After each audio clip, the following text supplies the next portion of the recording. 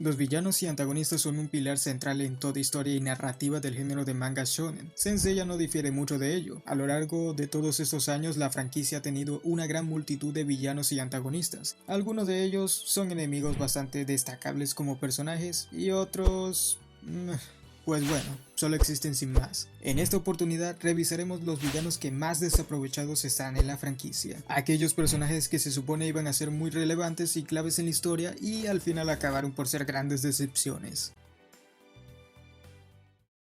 Antes de ir de lleno con el video, te invito a que le des like a este video si el contenido es de tu agrado, a que te suscribas y le des clic a la campana de notificaciones pulsando la opción de todas para que YouTube siempre te informe de cuando suba nuevo contenido. Y con ello dicho, damos inicio a este video.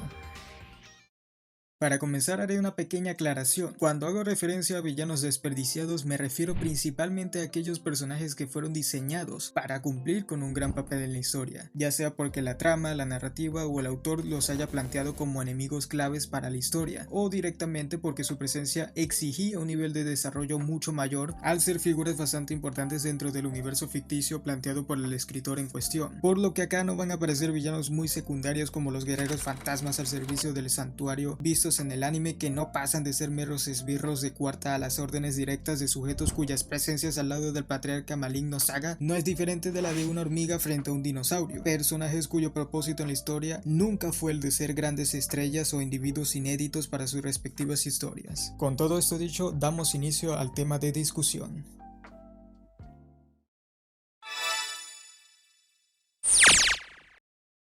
El arco de Hades trajo consigo muchas expectativas al fandom. Algunas de ellas fueron cumplidas y satisfechas, otras en cambio fueron bastante traicionadas por Kurugot. Los espectros son en este sentido el ejemplo más vivo de esto. Se nos presentó a este ejército como la mayor amenaza a la que debían hacer frente los caballeros de Atena desde tiempos mitológicos. Incluso en varias ocasiones se declaró que algunos de estos guerreros podrían acabar con los caballeros dorados, la élite del ejército de Atena. Aunque no es mi intención discutir la veracidad de estas afirmaciones, pues no es relevante para lo que concierne este video, no deja de ser un hecho que nos da un vistazo a las intenciones ambiciosas que tenía el autor con estos personajes en un principio, y que poco a poco, por el ritmo de trabajo que tenía con el manga durante finales de los 80 e inicios de los 90, fue dejando cada vez más de lado de forma exponencial en el transcurrir de este arco argumental. Usualmente se suelen mencionar a Radamantis, Ayakos y Minos como los personajes más afectados por este problema que acarreó la historia, y no voy a negar que esto es completamente cierto. No obstante, hay otros personajes que se presentaron en este arco que prometían bastante y tenían mucho potencial. Este es el caso de Queen de Alraune, Sylphie de Basilisco, Gordon de Minotauro y Valentine de Arpía. Estos espectros fueron presentados por primera vez en el estallido de la batalla en el castillo de Hades. Fueron destacados entre la multitud de guerreros al servicio de Radamantis. De hecho, abatieron a los caballeros de bronce a pesar de que estos no estaban siendo afectados por la barrera de Hades, gracias a la sangre de Atena. Se mostraron como individuos muy poderosos y desde aquí se estableció una rivalidad entre estos cuatro formidables combatientes y los protagonistas. Todo apuntaba que habría una gran batalla contra ellos y Shon, Hyoga, Shiryu y Seiya en el inframundo. Y resultó ser todo lo contrario. Shiryu solito pudo encargarse de Sylphie, Queen y Gordon. Seiya por su parte dejó en ridículo a Valentine.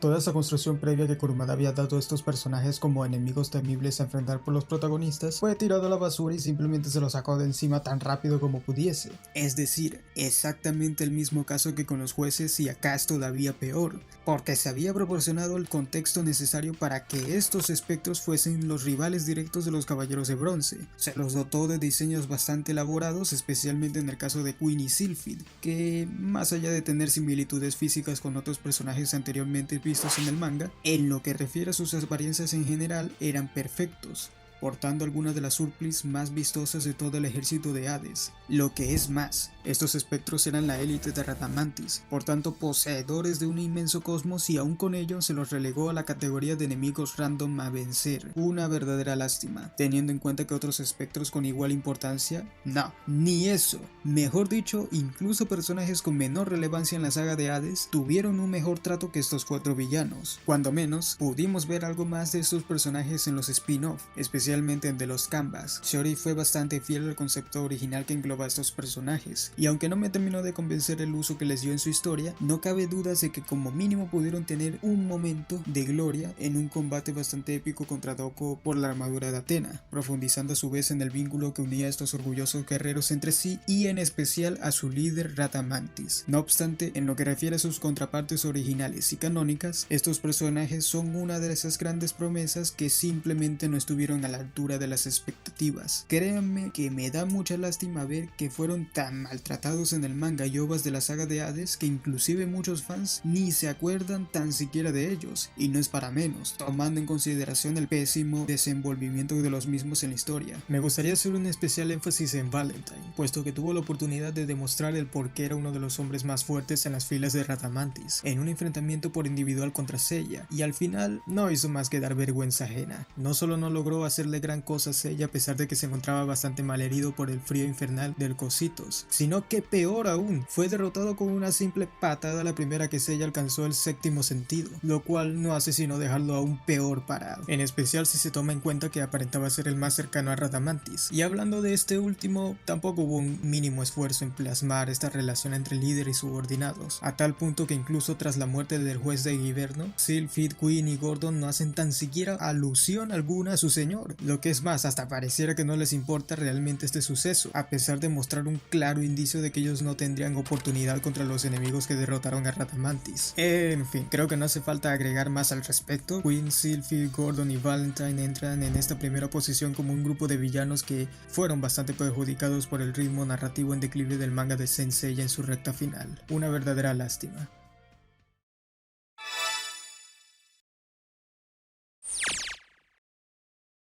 Seguimos ahora con un personaje del spin-off más polémico de la franquicia, Apsu, el dios sumerio de la oscuridad que tuvo su debut en el tramo final de la primera temporada de Saint Seiya Omega. Aunque esta obra en ocasiones suele ser elogiada por la acertada elección que tuvo en relación a los antagonistas y villanos principales de sus arcos argumentales, al mencionarse el nombre de Apsu, la mayoría del fandom converge hacia un consenso popular, afirmando que este último no solo fue un pésimo personaje en la historia de este spin-off, sino que inclusive aseverando que es el peor villano de todos Saint Seiya. Y es aquí donde me gustaría romper la lanza un poco a favor de este individuo, aunque bueno, ni tanto realmente teniendo en cuenta que está en este video. En fin, usualmente se suele argumentar que Apsu es un muy mal villano debido a que fue introducida de la nada en la historia y que peor aún, arruinó al personaje de Marte al hacer ver a este último como una víctima de la oscuridad de Apsu, cuando este intervino en el combate que libraron Athena y Marte muchos años antes de los eventos principales de Saint Seiya Omega. No obstante, ¿esto es realmente correcto? Bueno, es hora de entrar en controversia. Para comenzar hay que dejar en claro que el que Apsu haya sido introducido bastante tarde en la trama no solo no es del todo correcto, sino que además es un intento algo apresurado de menospreciar sin más al personaje. Del dios sumerio se dan pistas desde mediados de la primera temporada, concretamente en el capítulo 27. Desde ese entonces, aunque no se sabía con exactitud lo que le ocurría a Koga con respecto al cosmos de oscuridad, era algo evidente el hecho de que había una deidad maligna o algún ente sobrenatural detrás de ese cosmos oscuro. Incluso se hace referencia desde este punto a Koga como un elegido de la oscuridad, lo que de nueva cuenta es un preludio de todo lo que se vería en el resto de la primera temporada. Lo que es más, la presencia de Apsu influyó significativamente en la ejecución de los eventos de las 12 casas, tanto en Koga como en el resto de los protagonistas de Omega. Sin la existencia de Apsu, muchos de estos acontecimientos hubiesen sido radicalmente diferentes. No solo eso, sino que también el desarrollo que tuvieron los personajes no habría sido ni de cerca el mismo sin Apsu de por medio. Que,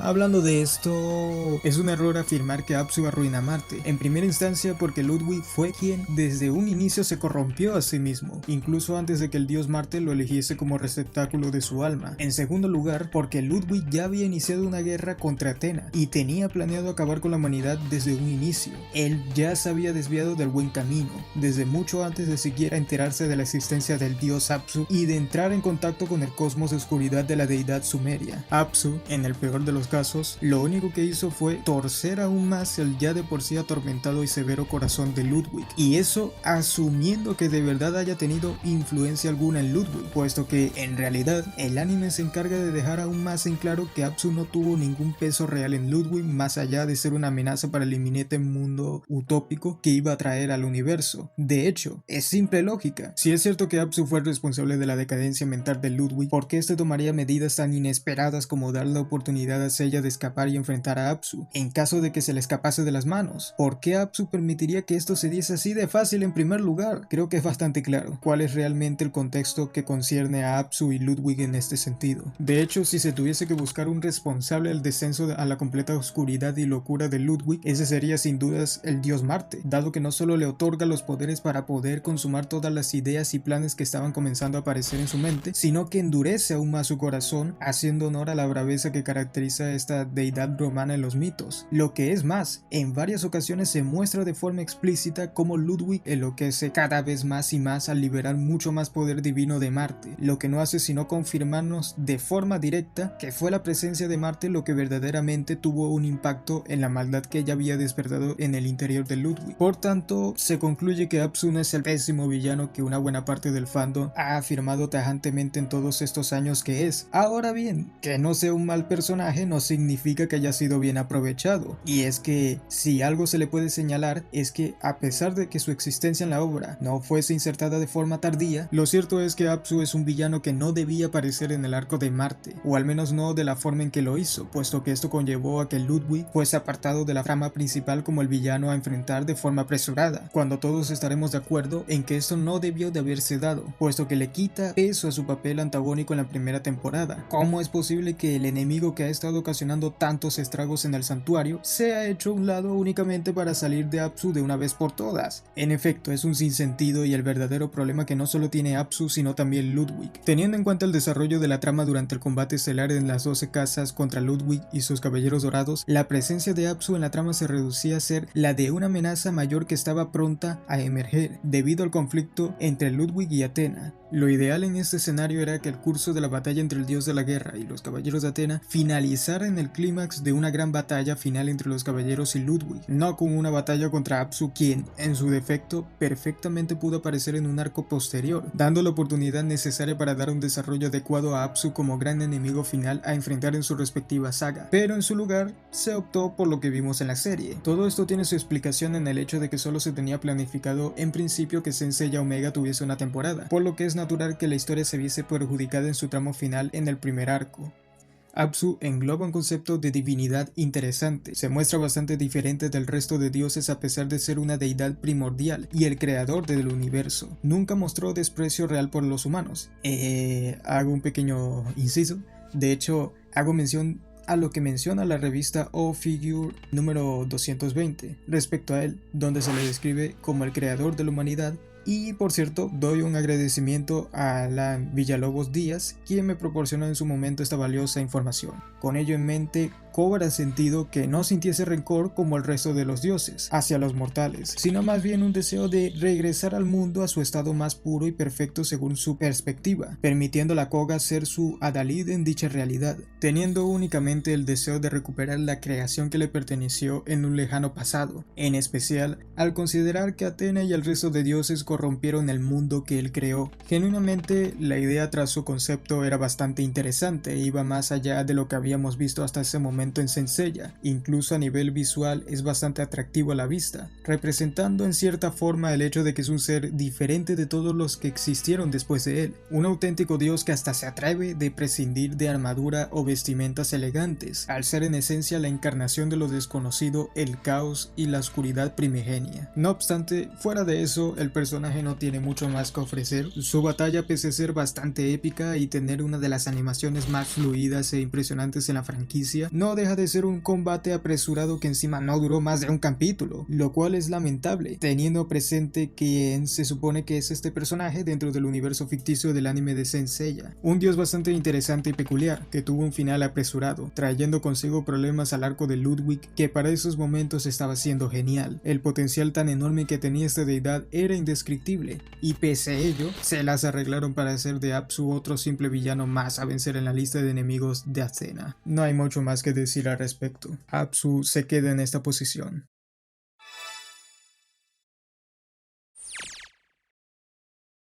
Los Caballeros Fantasmas, también nombrados como Ghost Saints, fueron un grupo de enemigos que enfrentaron los Caballeros de Bronce en la película clásica de Eris. Allí la diosa de la discordia trajo a la vida a antiguos santos de Atena que lucharon alguna vez por la protectora de la tierra, llenos de rencor hacia Atena debido a que bajo su perspectiva perdieron la vida inútilmente por un ideal que no les salvaría de los brazos de la muerte y peor aún del olvido, sumiéndose a su vez en el otro mundo cayendo en las garras del inframundo. El contexto detrás de estos personajes es bastante interesante, de las mejores ideas conceptuales que ofrecieron las películas animadas de Saint Seiya. A pesar de la corta duración de la película, el desarrollo que tuvieron estos personajes fue óptimo, y en el caso de Jagger de Orión, bastante bueno, e incluso me atrevo a afirmar sin muchas dudas que entre todas las películas de Saint Seiya es el mejor villano secundario. Sin embargo, es justo aquí donde sale a relucir el personaje que ostenta esta posición en el video, Orpheus de Lira, un legendario caballero de plata que destacaba en su tiempo e incluso en la actualidad. Su nombre sigue siendo uno de renombre, el trovador legendario de una época muy remota. Shun con tan solo verle lo reconoce de inmediato como el guerrero de las leyendas, un héroe mítico que es distinguible, aún en presencia del resto de los siervos de Eris. De hecho,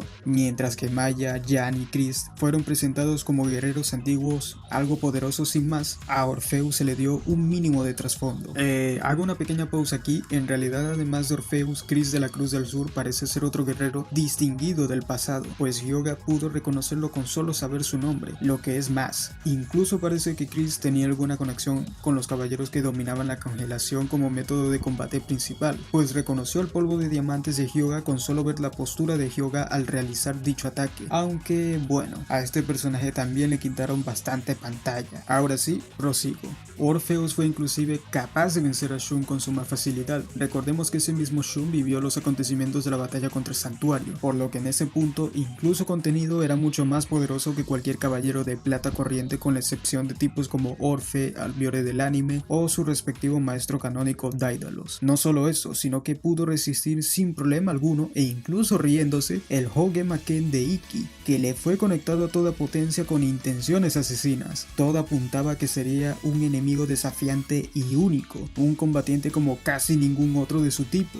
un auténtico tanque y nada. Mentira. Si bien resistió el Hoge Maken o puño ilusorio de Ikki, fue derrotado rápidamente sin más por el Hoyoku Tensho de Ikki. Sé que suena que estoy menospreciando al personaje por haber sido apalizado por Ikki, pero no es el caso. De hecho, Orpheus es bastante poderoso. El problema radica en que justamente se lo presentó como un contrincante que sería más que otro enemigo random a derrotar. De hecho, incluso se aprovechó la técnica ilusoria de Ikki para que el espectador pueda tener un pequeño vistazo de cómo era Orpheus en el pasado, así como del sufrimiento que atravesó en el inframundo. Es más, a nivel oficial en diversas ocasiones se llegó a declarar que el espíritu de Orpheus renació en el cuerpo de Mime de Bene Nash, lo que una vez más nos recalca que se tenía pensado que este personaje fuese mucho más que un villano de cuarta. Sea como sea, es un hecho que no se aprovechó el gran potencial que tenía el personaje. Desde mi perspectiva es igual de interesante que Jagger de Orión. Es una pena que no se le diese el foco que se merecía, especialmente porque el resto de sus compañeros de armas tuvieron una participación más equilibrada, teniendo en cuenta el propósito con el que fueron diseñados: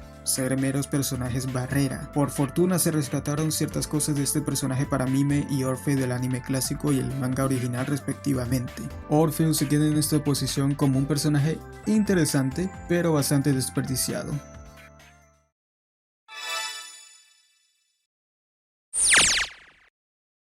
Saint Seiya Episodio G Asesino es una obra bastante particular. En su momento tuvo varios aciertos en su narrativa, así como también debilidades. Bajo mi punto de vista, mayores son las flaquezas en su historia, y una de ellas es definitivamente el desarrollo de sus villanos, siendo los más perjudicados los gladiadores. Sinceramente, el concepto de estos personajes nunca fue demasiado de mi agrado. No obstante, a medida que iba avanzando la trama y se exploraba más a detalle lo que quería realmente representar Okada con estos enemigos, me terminaron por dejar algo a gusto. Sin embargo, conforme pasaba el tiempo, cada vez más y más se dejaban de lado los guerreros que formaban parte de este grupo de fieras leyendas, a tal punto en que solo uno de ellos, Mordred de Clarent, dio no solo un buen espectáculo en lo que refiere a su combate contra Aldebarán de Taurus, sino también en cuanto a su desarrollo y conclusión como antagonista. Pese a ser muy breve, es sin duda de los mejores villanos secundarios de Okada. No puedo decir lo mismo del resto de gladiadores, que, siendo personajes interesantes y que eran los principales enemigos a vencer, acabaron por ser una decepción. Aunque es cierto que les vimos en acción, conclusión. Llegados a un cierto punto de la trama en que el foco pasó a Lloros del Mundo Perdido y al mismo Zeus, no tuvimos una idea de lo que sucedió con ellos, más allá de saber que se convertirían en Caballeros Dorados, tal como ocurrió con Lancelot o Sigurd. Tampoco se vio de forma adecuada el cómo fueron derrotados por Shura. Cierto es que tienen buenos combates, Roland frente a Shura, Seiya y Shiryu contra Sigurd, o Shura vs Lancelot, son enfrentamientos muy interesantes, pero que fuera de lo épico que puede resultar ver una batalla de escalas tan colosales y con un despliegue artístico tan impresionante, pierden importancia cuando vemos que ninguno de los gladiadores tuvo una buena conclusión. Arthur, Roland, Sigurd, Lancelot y Trivikramasena, todos ellos acaban desdibujándose del manga poco a poco y cuando menos te lo esperas, ya están por completo esfumados. Más allá de saber que en teoría se convirtieron en caballeros dorados de Tomoe al ser derrotados, de nueva cuenta, el caso de Lancelot, Sigurd y Trivikramasena, si no fuese por el Lloros alterno, ni cuenta te darías de que en un momento estos personajes estaban teniendo una participación relevante. Este es el gran talón de Aquiles que poseen los gladiadores. Son personajes interesantes que cuentan con buenas virtudes. Entre ellas la que más resalta es que tienen muy buenos combates en donde además se les desarrolla un poco, pero que de la nada se esfuman dejando un sabor agridulce que para quienes esperábamos no solo ver a todos los gladiadores en acción sino que también teniendo un desenlace satisfactorios, al menos para la mayoría. En su lugar, Okada solo se limitó a hacer alusión en episodios de Requiem de que Shura acabó con ellos, llevándose consigo de paso las armas de los gladiadores. Vamos, para mí una burrada total. El peor de todos ellos es sin dudas Arthur. Tanto tiempo que se tomó Okada en hacer referencias y presentar al personaje, desarrollándolo bajo la figura de un hombre que ha olvidado quién fue y que a partir de las obras de su hijo y Aldebarán decide tomar un camino por voluntad, dejando una gran expectativa de cómo sería el enfrentamiento con este gran héroe de leyenda y que solo fue una gran vendida de humo. En fin, no tengo mucho más que comentar al respecto, al menos por este video, claro. Los gladiadores quedan en esta última posición, sin ser malos personajes, acabaron por ser grandes sujetos que dejaron a su paso muchas desilusiones. A futuro hablaré con mayor profundidad de estos personajes en concreto, puesto que de ellos aún hay mucha tela que cortar. De todos modos, y por fortuna Okada parece haber recapacitado de eso, haciendo un mejor trabajo en el Heirekin, enfocándose en los villanos y personajes en los que de verdad debe focalizarse para brindar una buena historia. Vamos, algo de esperanza luego de la tormenta. Con esto hemos llegado a la conclusión de este tema. ¿Qué te pareció el video? ¿Crees que estos personajes realmente están desaprovechados? ¿Qué otros personajes consideras que están desperdiciados en la franquicia? Déjame tu opinión en la caja de comentarios. Muchas gracias por el apoyo que han dado al canal hasta ahora. Muchísimas gracias en verdad. Y bueno, nos vemos en otra oportunidad. Cuídense mucho y hasta la próxima.